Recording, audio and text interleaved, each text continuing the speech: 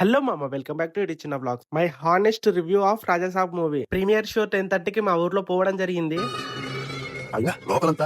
కొత్తగా ఏం జరిగింది అనుకుందే జరిగింది. అనవసరమైన లవ్ ట్రాక్స్, పాజిటివ్ నెగిటివ్ గురించి మాట్లాడుకుంటే ఇందులో ప్రభాస్ యాక్టింగ్ అయితే చింపి పడేసినాడు మామ. అండ్ ఒక డార్లింగ్ బుజ్జిగాడు మిర్చి ఆ టైంకి టైం ట్రావెల్ చేసినట్టు అనిపించింది. ఇంకా స్టోరీ పరంగా వస్తే ఒక 1 అవర్ స్టోరీ ఉండదు మామ, అంతకు మించి అసలు ఏం ఉండదు. దాన్ని పట్టుకొని 3 అవర్స్ లాగినారు. అండ్ ఇంకొకటి, విలన్ కి ఇచ్చిన ఎలివేషన్స్ మాత్రం హీరోకి అయితే ఒక్కటి కూడా పడలేదు మామ. అండ్ వాళ్ళ నానమ్మ మీద ఉన్న లవ్ అండ్ ఎమోషనల్ అయితే ఫుల్ వర్కౌట్ అయింది మామ. అండ్ సాంగ్స్ చూసుకుంటే pan India bachelor, Nache Nache songs తప్ప మిగతావంతా time waste. And villain entry అయితే చాలా బాగుంది.